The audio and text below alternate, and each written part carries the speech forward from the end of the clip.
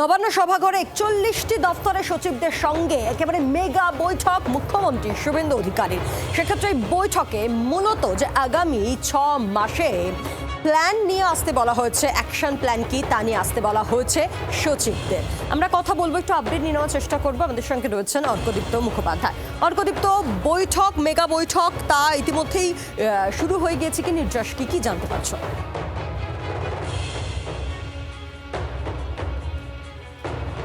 অর্কদীপ্ত, শোনা যাচ্ছে? হয়তো আমাদের সঙ্গে যোগাযোগ বিচ্ছিন্ন হয়ে গিয়েছে, আমরা আবারও যোগাযোগ করার চেষ্টা করছি। নবান্ন সভাঘরে 41টি দপ্তরের সচিবদের সঙ্গে মেগা বৈঠকে মুখ্যমন্ত্রী শুভেন্দু অধিকারী।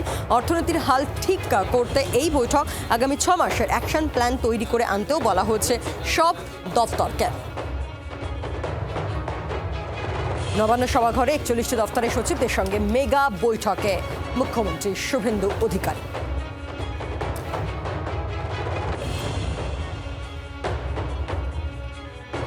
অর্কদীপ্ত রয়েছে আমাদের সঙ্গে। অর্কদীপ্ত, কি জানা যাচ্ছে?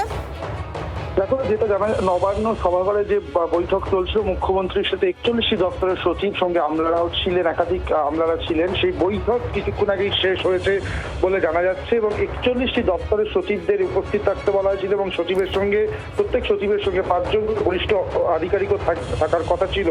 এবং মূলত যেটা জানানো হয়েছিল বা যে বিষয় নিয়ে আলোচনা হয়েছে, যে প্রত্যেক দপ্তরকে নিজেদের কাজের পূর্ণাঙ্গ খতিয়ান পেশ করতে হবে, কোন খাতে কত টাকা বরাদ্দ হয়েছে, কত খরচ হয়েছে বা আগামী দিনে কি কি পরিকল্পনা রয়েছে সেই প্রত্যেকটি সংশ্লিষ্ট দপ্তরে তার বিস্তারিত রিপোর্ট জমা দিতে বলা হয়েছে। এবং আজকেই যেটা জানা যাচ্ছে, কিছু ক্ষেত্রে রিপোর্টও জমা দেওয়া হয়েছে কিছু কিছু দপ্তরের ক্ষেত্রে।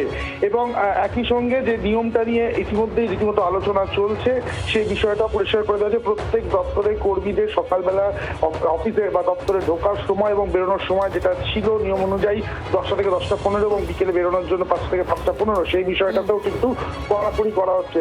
এবং কোন কোন ক্ষেত্রে সরকারি বা প্রশাসনিক সাহায্য দরকার, আর্থিক সাহায্য দরকার, সেগুলোও কিন্তু জানাতে বলা হয়েছে বলেই জানা যাচ্ছে নবান্ন সূত্রে। ধন্যবাদ। বাংলার আওয়াজ, বাঙালির আবেগ, জি 24 ঘন্টা।